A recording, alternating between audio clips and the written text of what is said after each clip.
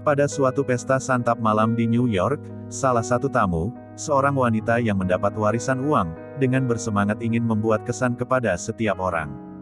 Dia sudah menghambur-hamburkan harta itu untuk mantel bulu musang, berlian dan mutiara.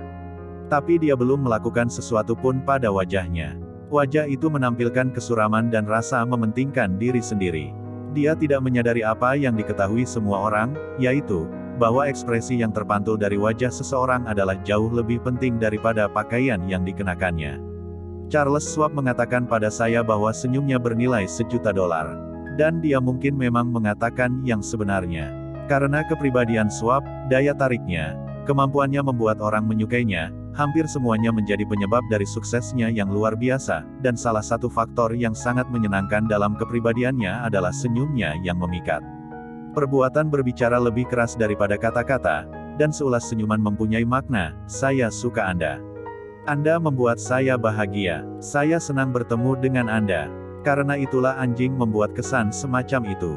Mereka begitu senang berjumpa dengan kita sehingga sudah sewajarnya kita pun jadi senang berjumpa dengan mereka.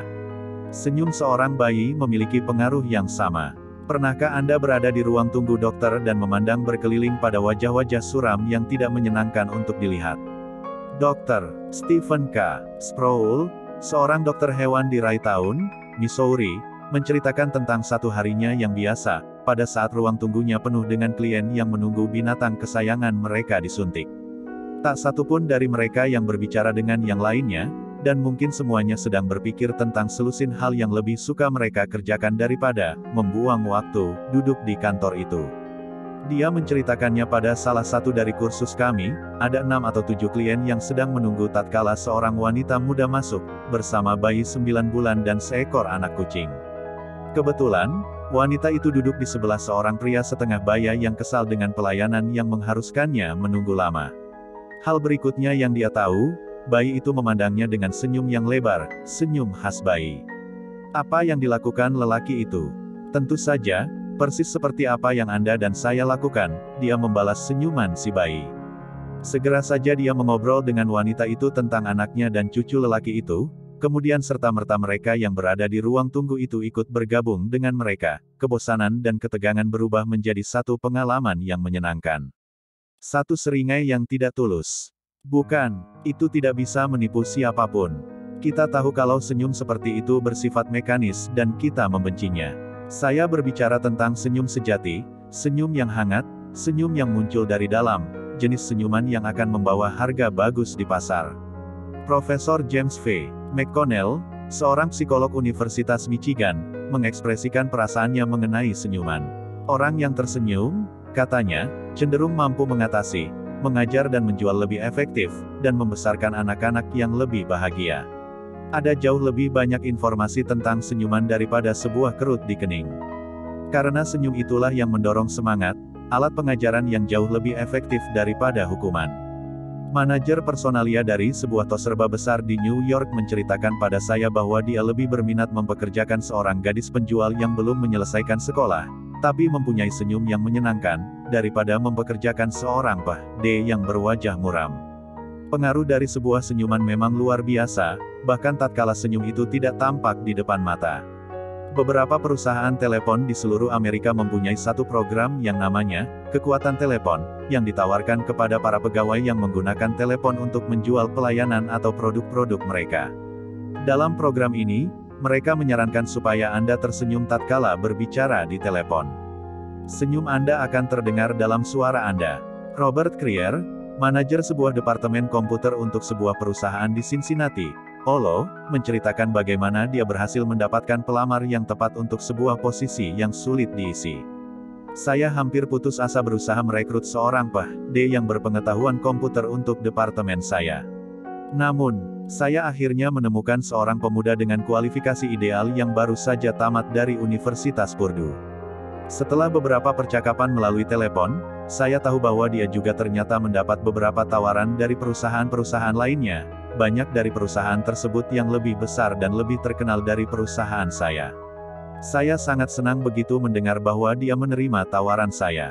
Setelah dia memulai pekerjaannya, saya tanyakan kepadanya mengapa dia memilih kami bukannya perusahaan lain. Dia berhenti sejenak, Kemudian berkata, saya kira itu adalah karena para manajer perusahaan-perusahaan lainnya berbicara di telepon dengan suara dingin dan bersikap bisnis, yang membuat saya merasa sama seperti transaksi bisnis lainnya. Suara Anda terdengar seakan-akan Anda senang mendengar saya, bahwa Anda benar-benar membutuhkan saya menjadi bagian dari organisasi Anda. Saya bisa meyakinkan Anda, bahwa saya masih menjawab telepon dengan tersenyum.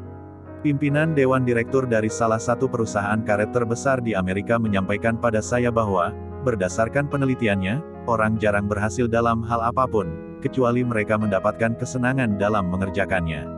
Pemimpin industri ini tidak menaruh banyak keyakinan dalam pepatah lama yang mengatakan bahwa hanya kerja keras yang merupakan kunci ajaib, yang mampu membuka pintu untuk memenuhi keinginan-keinginan kita. Saya sudah kenal orang-orang, tambahnya, yang berhasil karena mereka senang dan menikmati dalam menjalankan bisnis mereka. Belakangan, saya juga melihat orang-orang itu berubah ketika kesenangan menjadi pekerjaan. Lalu bisnis mulai jadi tidak menyenangkan. Mereka kehilangan semua rasa senang di dalamnya dan mereka gagal. Anda harus senang ketika berjumpa dengan orang-orang, kalau Anda mengharapkan mereka senang bertemu dengan Anda. Saya sudah meminta ribuan orang bisnis untuk tersenyum pada seseorang setiap jamnya hari itu, selama seminggu, kemudian hadir dalam kelas dan menyampaikan hasilnya, kemudian hadir dalam kelas dan menyampaikan hasilnya. Bagaimana hasilnya? Mari kita lihat. Inilah surat dari William B. Steinhardt, seorang pialang saham New York. Kasusnya tidak berdiri sendiri. Sebenarnya ini merupakan tipikal dari ratusan kasus. Saya sudah berumah tangga selama lebih dari 18 tahun, tulis Steinhardt, dan selama waktu itu, saya jarang sekali tersenyum pada istri saya, atau berbicara dua lusin kata padanya, mulai dari saya bangun sampai saya siap berangkat untuk bisnis. Saya adalah salah satu penggerutu terburuk yang pernah berjalan di Broadway. Ketika Anda meminta saya untuk berbicara tentang pengalaman saya sendiri dengan senyuman, saya pikir saya akan mencobanya selama seminggu. Maka esok paginya, ketika saya menyisir rambut, saya memandang wajah saya yang muram di cermin, dan berkata pada diri saya, Bill, Anda akan menghapus kesuraman milik Anda ini, hari ini. Anda akan tersenyum, dan Anda akan memulainya saat ini. Begitu saya duduk bersantap pagi, saya menyapa istri saya dengan, selamat pagi, saya, dan tersenyum ketika mengucapkannya. Anda memperingatkan saya bahwa istri saya mungkin tercengang. Nah, Anda meremehkan reaksinya. Dia kebingungan. Dia sempat terkejut. Saya sampaikan padanya, bahwa untuk selanjutnya dia bisa mengharapkan sikap ini sebagai peristiwa tetap, dan saya terus melakukannya setiap pagi. Perubahan sikap saya ini membawa lebih banyak kebahagiaan dalam rumah kami, dalam 2 bulan sejak saya memulainya, dibandingkan tahun lalu. Begitu saya berangkat ke kantor, saya menyapa operator lift di apartemen kami dengan, selamat pagi, dan seulas senyum. Saya menyapa penjaga pintu dengan senyuman. Saya tersenyum pada kasir yang berada di kios jalan saat saya minta uang kembalian. Ketika saya berdiri di lantai bursa saham, saya tersenyum pada orang-orang yang hingga kini belum pernah melihat saya tersenyum. Saya segera menjadi tahu bahwa setiap orang akan membalas senyum saya. Saya memperlakukan mereka yang datang pada saya membawa keluhan dan masalah, dengan sikap riang. Saya tersenyum tatkala saya mendengarkan mereka, dan saya jadi tahu bahwa ternyata jalan keluarnya dicapai dengan lebih mudah. Saya menjadi tahu bahwa senyum telah memberi saya dolar yang banyak setiap hari. Saya berbagi kantor dengan seorang pialang lain. Salah satu dari pegawainya adalah seorang anak muda yang menyenangkan, dan saya sangat senang dengan hasil yang saya peroleh dari filsafat saya yang baru dalam hubungan manusia. Filsafat ini saya sampaikan padanya baru-baru ini. Kemudian dia mengakui bahwa pada saat pertama kali saya datang untuk berbagi kantor dengan perusahaannya, dia melihat saya sebagai seorang penggerutu yang parah, dan hanya baru-baru ini saja dia mengubah pendapatnya tentang saya. Dia bilang saya benar-benar manusia apabila saya tersenyum. Saya juga sudah menghilangkan kritik dari sistem saya. Saya sekarang memberi penghargaan dan pujian, bukannya cercaan. Saya sudah berhenti bicara tentang apa yang saya inginkan. Saya sekarang berusaha melihat sudut pandang orang lain.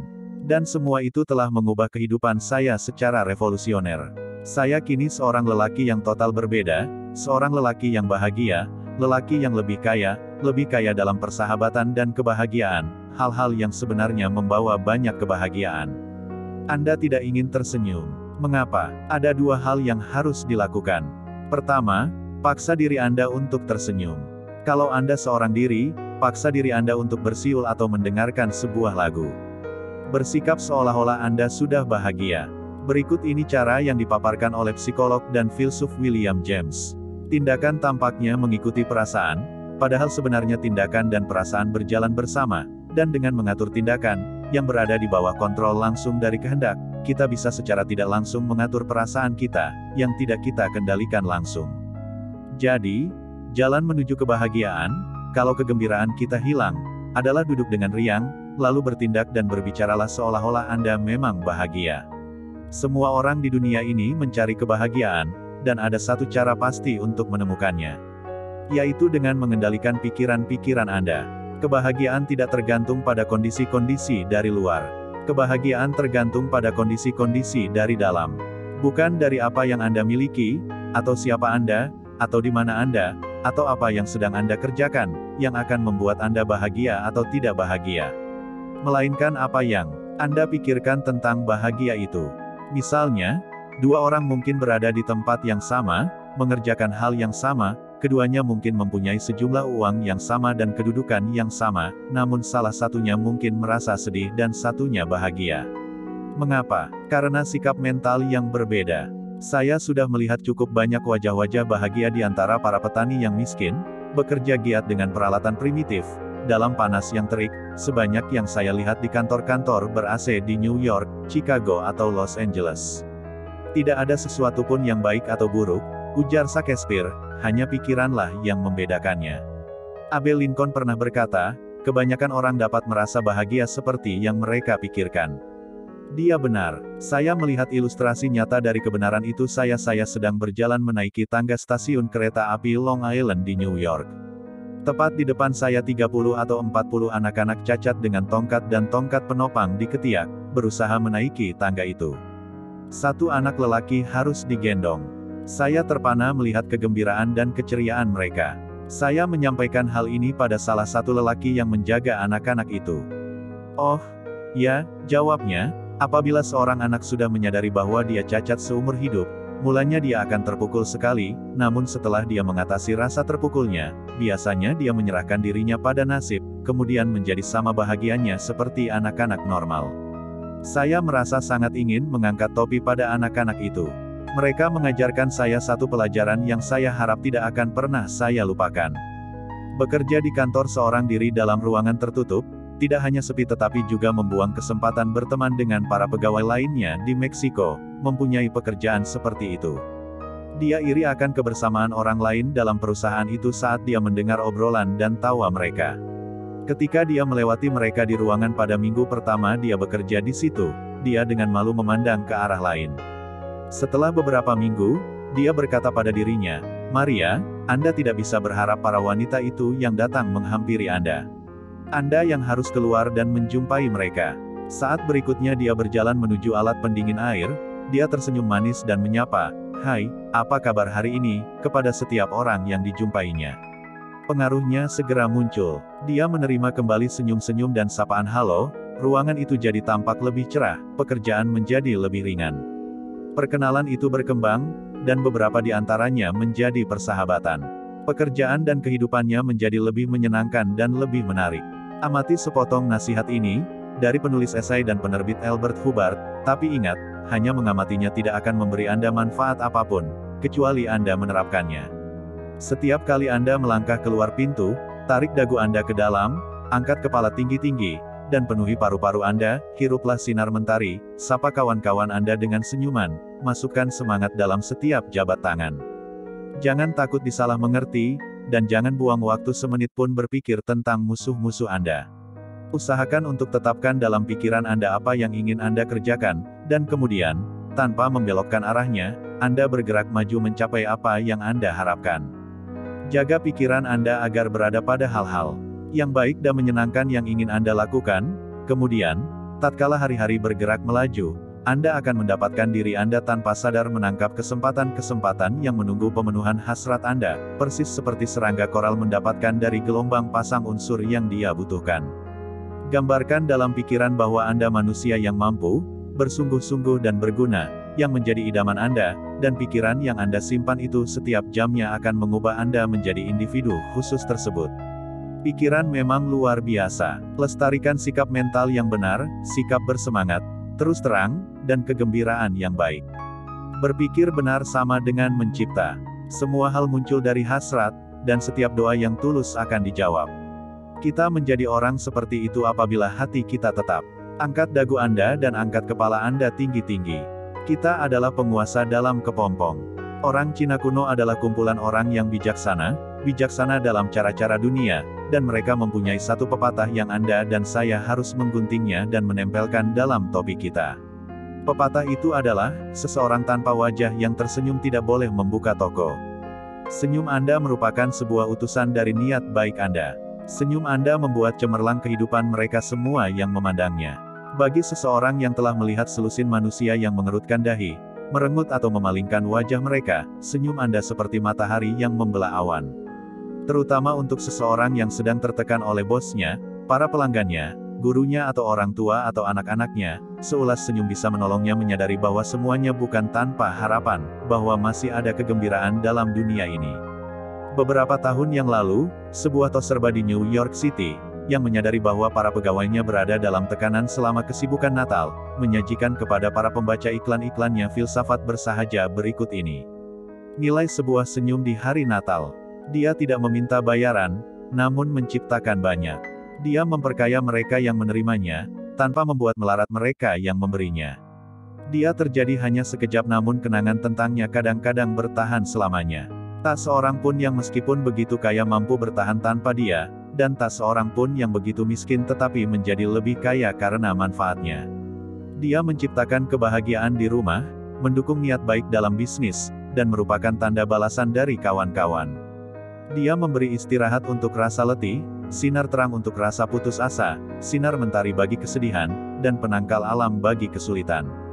Namun dia tidak bisa dibeli, diminta, dipinjam, atau dicuri, karena dia adalah sesuatu yang tidak berguna sebelum diberikan kepada orang lain. Dan apabila pada menit terakhir kesibukan Natal di mana sebagian pelayan penjual kami menjadi terlalu lelah untuk memberi Anda senyuman, bolehkah kami minta Anda meninggalkan seulas senyuman Anda? Karena tak seorang pun yang begitu lebih membutuhkan senyuman daripada mereka yang tidak punya lagi yang tersisa untuk diberikan. Prinsip 2. Tersenyumlah.